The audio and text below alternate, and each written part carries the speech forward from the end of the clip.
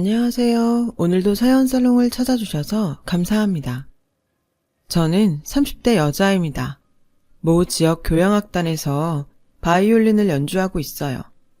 물론 음대에 갔을 땐 세계적으로 유명한 바이올리스트가 되는 것이 목표였지만 세상엔 저 말고도 잘하는 사람이 많았고 현실의 벽에 그저 전 앞으로도 제가 좋아하는 바이올린 연주를 계속 할 수만 있으면 좋겠다고 생각했어요.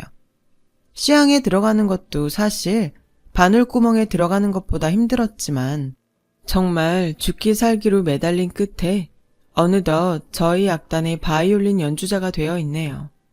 상황이 이렇다 보니 시향에 들어온 이후로는 변변한 연애도 한번 하지 못했는데요. 제가 나이를 먹을수록 부모님은 초조해지셔서 두 분이 자처해 좋은 혼처를 적극적으로 알아보셨어요. 그래서 부모님의 권유로 종종 맞선을 봤어요. 조건이 좋으면 좋을수록 묘하게 사람의 인품은 반비례하더라고요. 그리고 그날은 제가 본 남자 중에 조건이 가장 좋은 남자를 만나러 나갔어요. 이 남자는 그간 제가 생각한 공식을 깨버렸죠. 자신이 가진 것을 드러내지 않았고 몸에 젠틀함과 배려심이 배어 있어서 만나는 내내 저는 이 남자한테 대접을 받고 있다는 생각이 들었어요. 아, 이렇게 다 가진 남자도 있구나. 저는 속으로 감탄했고 당연한 일이겠지만 이 남자에게 호감을 느끼게 되었어요. 다행히 이 남자도 제가 마음에 들었는지 저희는 그 후 결혼을 전제로 하는 연애를 시작했고 첫 만남이 어찌되었든 저희는 잘 맞는 여느 커플처럼 연애하는 동안 큰 트러블 없이 서로를 알아가며 만났어요. 이 남자를 만나면 만날수록 제 마음속엔 어떤 걱정의 씨앗이 자라게 되더라고요. 이 남자는 제법 우리나라에서 알아주는 건설회사의 외동아들이었어요. 나름 딸 자식 음대에 보낼 만큼 괜찮은 집안이라고 여겼던 저희 집은 이 남자의 집안에 비하면 그저 평범, 아니 한참 부족하다고 느껴질 정도였고 결혼을 전제로 만나는 사이인지라 차이나는 양가의 재력이 신경 쓰이기 시작했어요. 주변 친구들과 동료들은 이런 고민을 하는 저에게 어차피 맞선 나오기 전에 혜주씨 조건 다 보고 나온 거잖아. 신경 쓸 필요 없을 것 같은데? 오히려 없는 집보다야 있는 집이 땡큐잖아. 안 그래? 난 혜주씨 부럽다. 라며 제가 괜한 걱정을 하는 듯 말했어요. 그래도 저는 찝찝한 건 싫어서 이참에 이야기해 명확하게 답을 듣고 싶었고 타이밍을 봐서 이렇게 말했어요. 맞선 보러 나올 때 어떻게 들었는지 모르겠지만 재환씨 집안에 비하면 저희 집은 평범해요. 혹시 나중에라도 문제될 게 있다면 이 결혼은 하지 않는 게 좋겠어요. 문제요? 지금 혜주씨 말은 거꾸로 하면 혜주씨 집안보다 우리 집이 평범하다면 문제가 될 수도 있다는 말이에요? 아니요, 제 말은 그러니까 재환씨 집이 생각보다 너무 부자라 걱정이 돼서요. 이상하네요. 보통은 돈이 없어서 걱정인데 혜주씨는 우리 집에 돈이 많아서 걱정이라니. 저희 부모님은 워낙 당신들이 가진 게 많아서 이번 맞선 때도 그런 조건은 별로 보시지 않았어요. 저도 뭐 비즈니스도 아닌데 그런 거 따지고 싶지 않았고요. 아니, 오히려 바이올리스트를 만났는데 내가 감사해야 하는 거 아닌가요? 이 남자는 그렇게 말하고 저에게 환하게 웃어주었어요. 순간 저는 지난번 동료가 말한 대로 난 지금까지 하지 않아도 될 걱정을 했구나. 이런 남자라면 더욱 믿고 결혼해도 괜찮겠다. 라는 생각이 들었어요.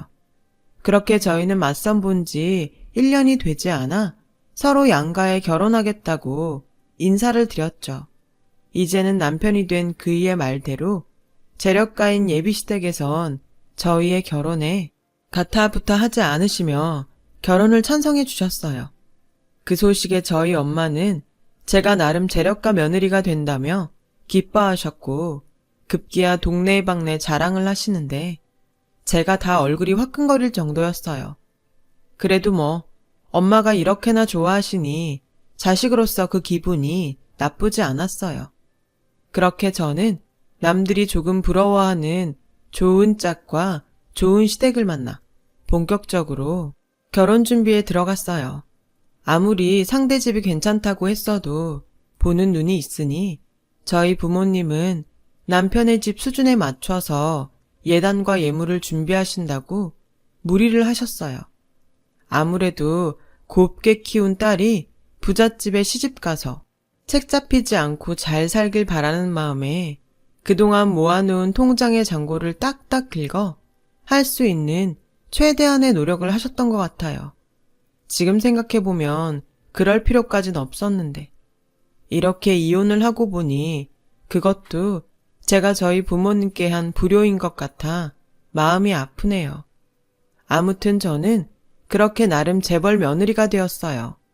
하지만 결혼하면 더 많이 행복해질 거라는 제 예상과 다르게 본격적인 시련은 결혼 후부터 시작되었죠. 이제 결혼도 했으니 앞으로는 우리 집에 어울리게 살아야 한다. 그래서 내가 앞으로 너를 좀 가르쳐야 하겠는데 당장 내일부터 선생님들이 집으로 올 테니 넌 신혼집 말고 우리 집에서 지내거라. 아, 그리고 당분간은 친정에 가지도 말고 전화통화도 하지 마. 알겠지? 저는 시어머니의 그 말에 제 귀를 의심했어요.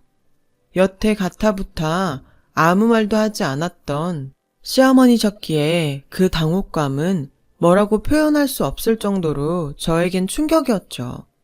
게다가 친정과는 당분간 만나지도 통화도 하지 말라니 이 상황을 어떻게 받아들여야 하나 잠시 머릿속이 멍했는데 저는 곧 시집을 왔으니 이 집의 문화를 따로 배울 필요도 있겠다는 생각에 신혼여행의 단꿈도 깨기 전 남편과 떨어져 시댁에 들어가게 되었어요.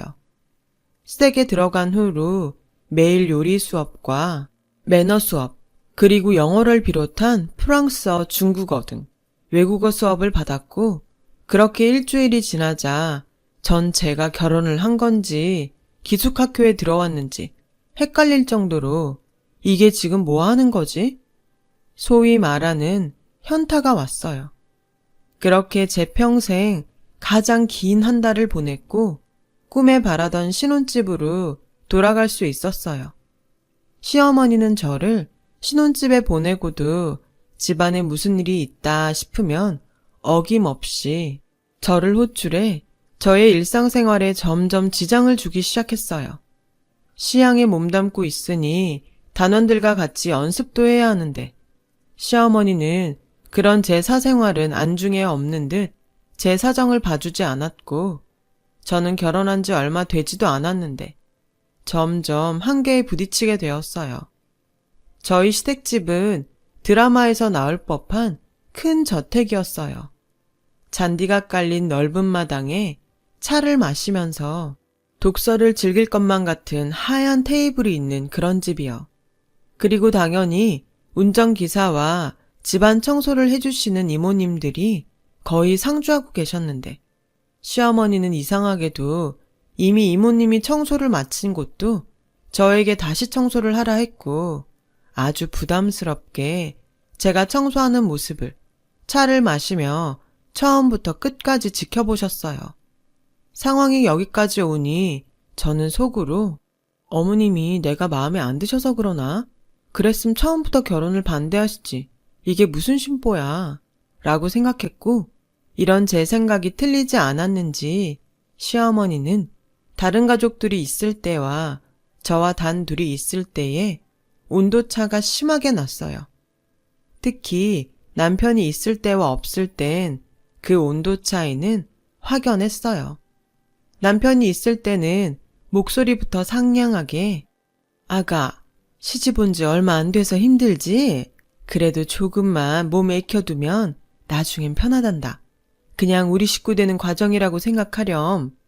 이렇게 말씀하셨고 남편이 없을 땐 마치 저를 하녀 부리듯 얘, 뭐든 기브 앤 테이크야. 부잣집에 시집을 왔으면 이 정도는 감수해야지. 안 그래? 라고 하시는데 하루에도 몇 번씩 바뀌는 시어머니를 보고 같은 사람이 맞나?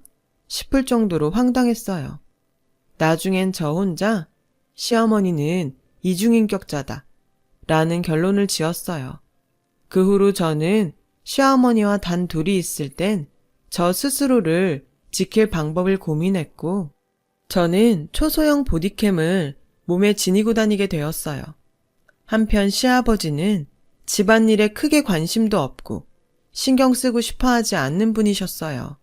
그저 튀거나 남들 입에 오르내리는 그런 소란스러운 일만 만들지 않으면 뭘 하든 상관하지 않으셨어요. 이 정도 되면 왜 남편에게 그동안 당한 일들을 얘기하지 않나 하는 생각도 드실 텐데요. 저도 처음엔 남편에게 시어머니가 저를 마음에 들어하지 않아서 일부러 하지 않아도 될 일들을 시킨다고 말하고 싶었지만 어쩐지 그렇게 말을 해버리면 당장은 남편의 도움으로 어찌어찌 넘어갈 순 있겠지만 그 후폭풍이 감당되지 않을 것 같았어요. 또한 명백한 증거도 없이 하는 제 말을 남편이 어떻게 받아들일지 확신이 없어 일단은 두고 보자 싶었고요. 그렇게 신혼이지만 달콤함보다는 고된 생활을 이어가고 있던 그 즈음 시어머니의 선을 넘는 간섭은 점점 더 심해져서 저를 더욱 올가매더라고요. 전 이제부턴 참지 않겠다는 각오로 시어머니에게 할 말은 하자 라고 결심했어요. 얘, 너 그 악단에서 바이올린 하는 거 그만둬라. 어머니, 시향에 들어가는 거 쉬운 거 아니에요. 전 앞으로도 계속 바이올린 하고 싶어요.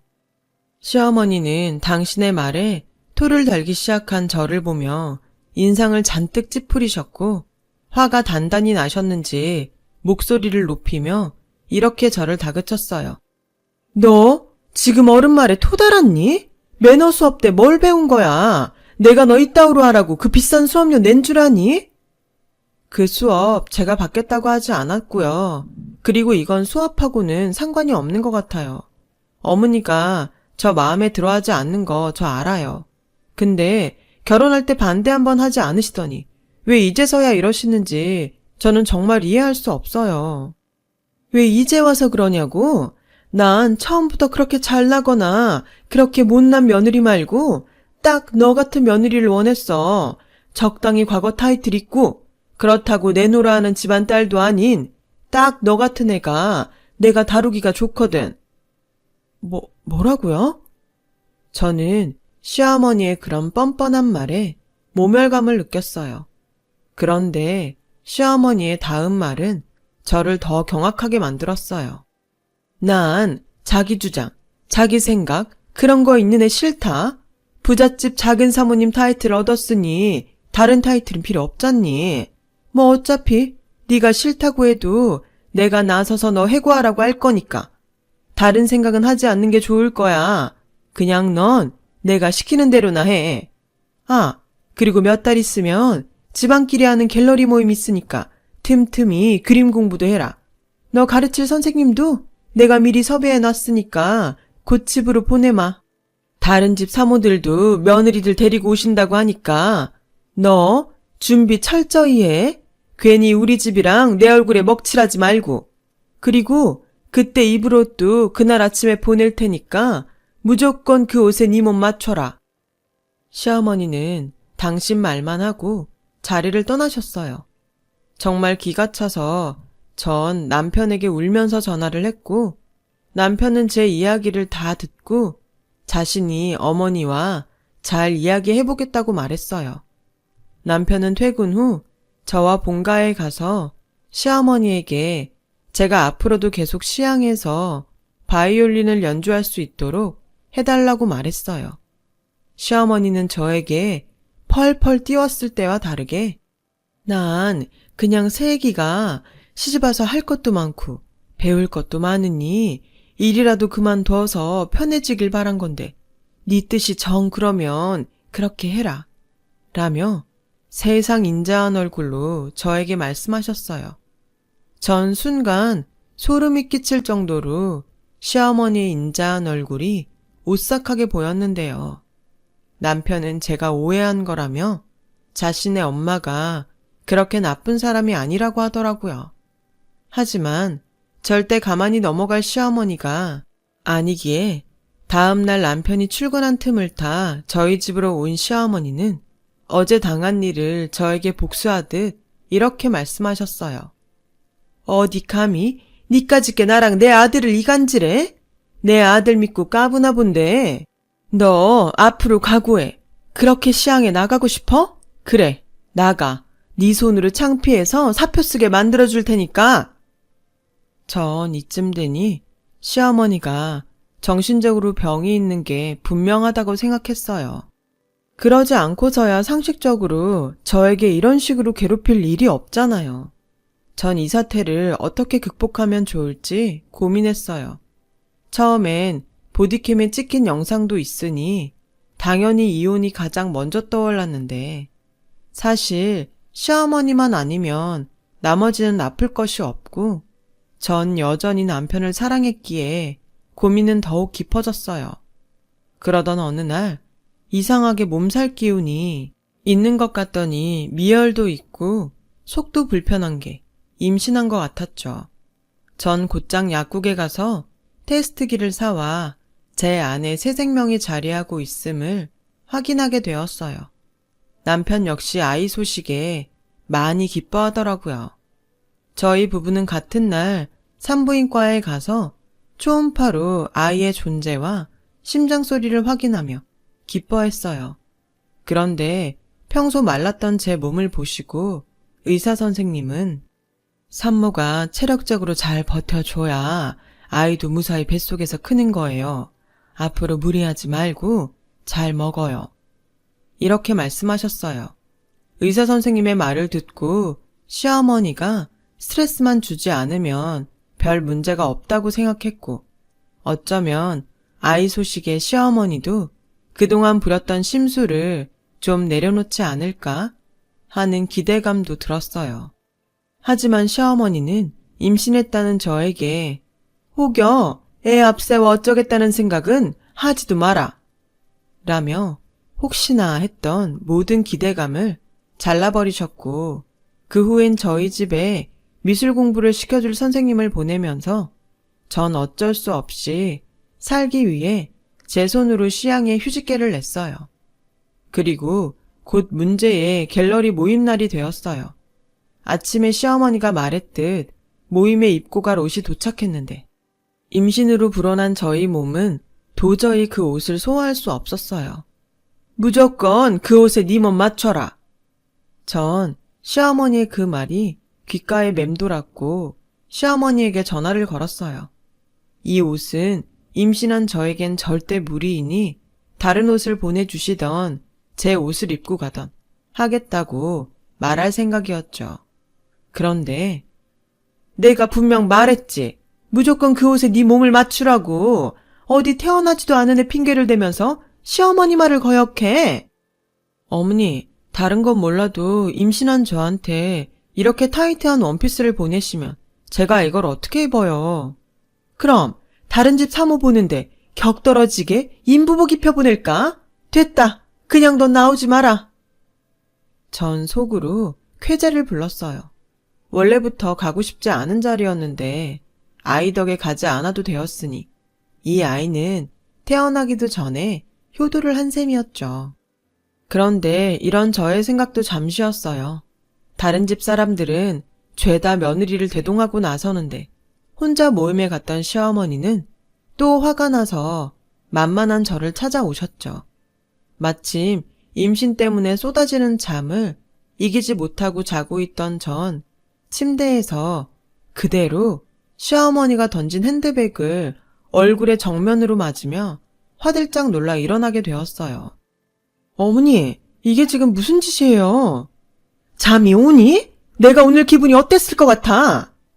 그럼 저보고 어쩌라고요? 어머니는 어머니 손주 임신한 저한테 이러고 싶으세요? 더 이상은 못 참아요. 씩씩거리며 남편에게 전화를 걸었어요. 믿었던 어머니의 실체를 아들에게 낱낱이 폭로하겠다는 심정이었죠. 전 남편에게 다짜고짜 집으로 오라고 했어요. 시어머니는 무서울 거 없다는 듯 콧방귀를 끼셨고 곧 집에 무슨 일이 있나 싶어 달려온 남편에게 전 그동안 어머니와 있었던 일들을 상세히 말했습니다. 그 증거로 지니고 다녔던 보디캠을 남편에게 보여줬어요. 그러자 남편은 엉뚱하게도 어떻게 이런 걸 몸에 지니고 있냐며 여태 자신과 자신의 가족들을 이렇게 찍어대고 있었냐고 화를 내는 거예요.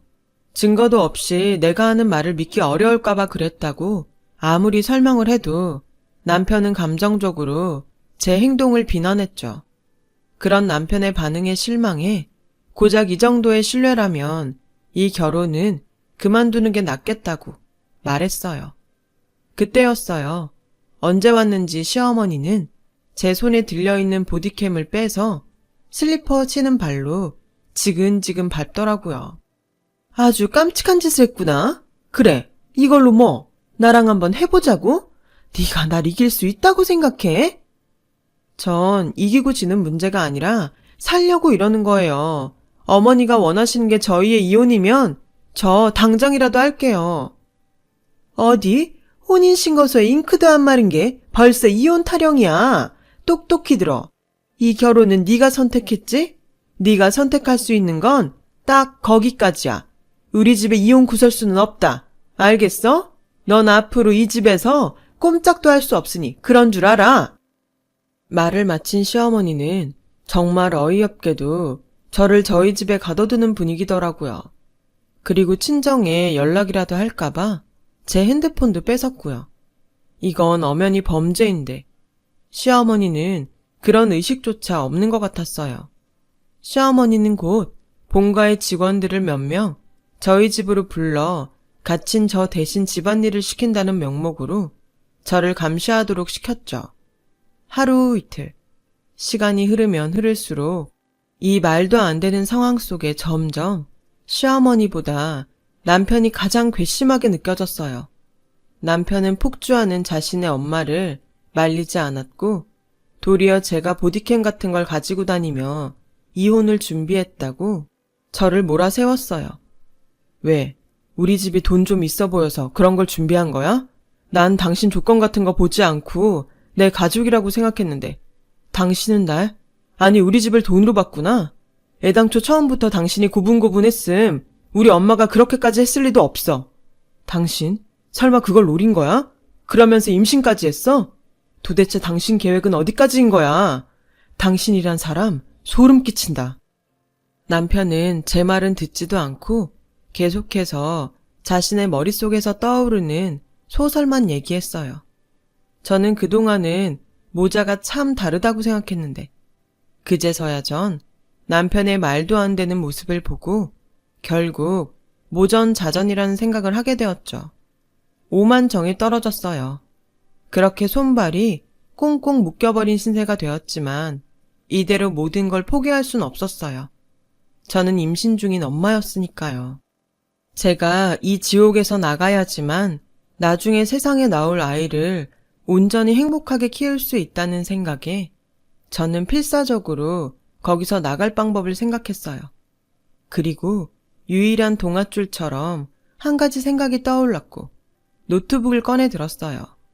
비록 핸드폰은 뺏겼지만 노트북을 이용하면 SOS를 칠 수 있으니까요. 죽기 아니면 까무러치기라는 심정으로 시아버지가 자기 목숨처럼 생각하는 아버님 회사로 이메일을 보냈어요. 그리고 드레스룸에서 남편이 새로 샀다는 골프채를 1초의 망설임도 없이 들었고 사정없이 골프채를 휘둘러 집안의 물건을 부수기 시작했어요. 어찌나 골프채가 튼튼하고 그립감이 좋은지 유리며 문짝이며 간단하게 부서지는데 묘하게 스트레스가 좀 풀리더라고요. 한참 출근 준비를 하던 남편은 요란한 소리에 놀라 저에게 달려왔고 제가 만든 난장판을 본 남편은 저에게 당신 미쳤어? 라고 소리치더라고요. 그리고 정말 기가 막히게도 저희 시어머니가 5분도 채 되지 않아 저희 집에 도착하셨어요.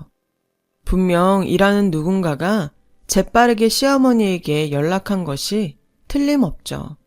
전 제 뜻대로 시어머니와 남편을 한자리에 모아놓고 마치 실성한 사람처럼 악을 쓰며 소리를 질렀어요. 어머, 짐승이야 뭐야? 정말 누가 알까 무섭네. 짐승? 짐승은 당신이지. 처음부터 당신은 만만한 며느리 데려와서 평생 괴롭힐 심상이었잖아. 다른 사람 볼 때는 위하는 척하고 정말 소름 끼쳐. 이런 데 사는 사람이 어떻게 안 미치고 배겨? 너 안 되겠다. 김 기사 차 대기하라고 해. 이 물건 정신병원에 보내야겠어. 그때였어요. 지금 뭣들하는 거야? 저희 집 문이 거칠게 열리더니 단단히 화가 난 시아버지가 그렇게 소리를 치며 들어오셨고 그 모습의 시어머니는 조금 전의 모습은 온데간데 없이 마치 저승사자를 본 듯 사시나무 떨듯 떨더라고요. 여보, 회사는 어쩌고 여기에 와요? 지금 회사라고 했어? 내가 튀지 말고 조용히 살라고 했지? 시아버지는 시어머니에게 들고 온 태블릿 PC를 던졌어요.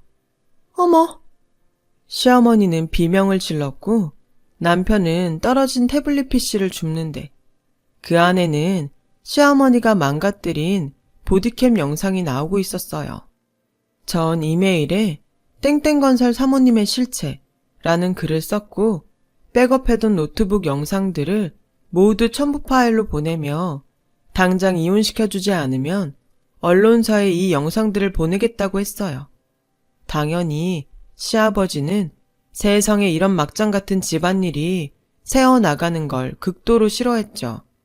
시어머니를 찾아 저희 집으로 오셨던 거예요. 너 당장 그 영상들 나한테 넘기고 너 원하는 대로 당장 내 집에서 나가! 네, 그리고 제가 조건이 좀 있어요. 태어날 아이에 대해 일절 권리를 주장하지 않겠다는 약속과 그동안 부당하게 당한 시집살이에 대한 충분한 보상을 요구했어요. 당연히 시아버지는 저의 요구를 모두 수용해줬고 변호사를 통해 제대로 서류를 정리해 주셨어요.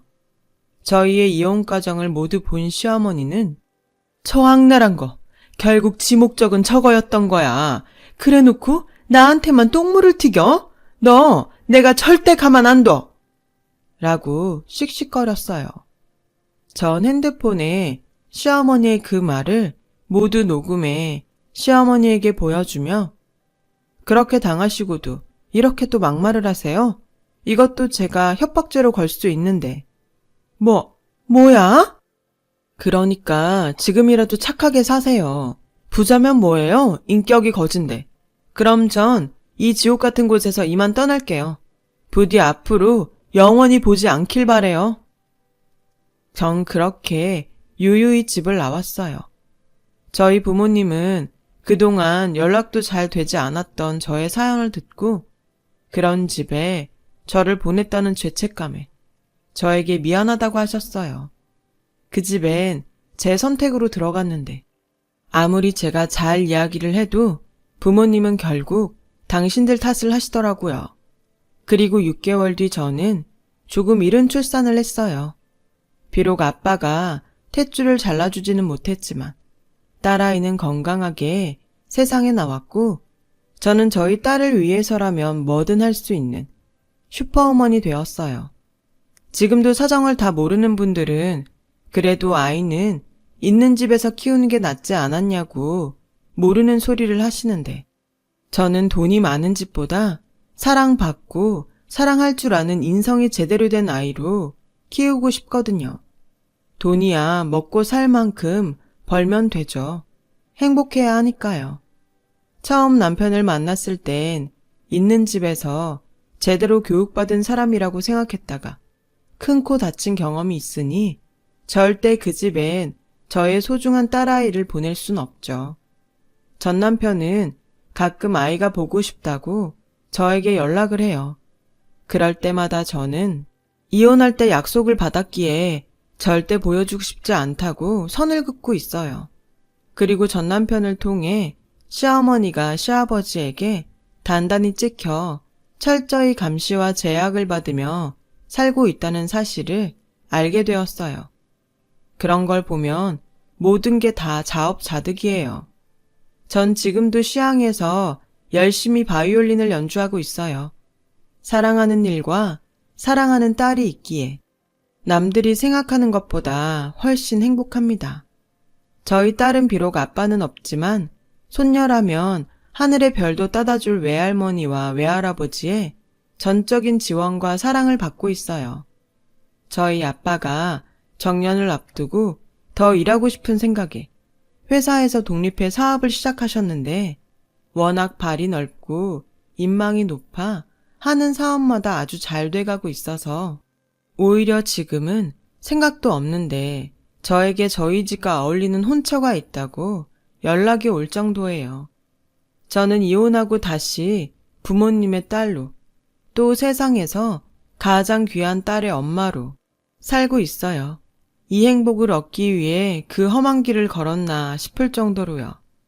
저는 앞으로 무조건 저희 부모님과 딸아이를 위해 더 잘 살겠습니다. 지금까지 저의 이야기를 들어주셔서 감사합니다. 여러분들도 어제보다 오늘이, 오늘보다 내일이 더 행복하길 바랄게요. 여러분, 사연 댓글에 응원과 현명한 조언 부탁드려요. 좋아요와 구독은 저에게 큰 힘이 됩니다. 오늘도 좋은 일 가득하세요.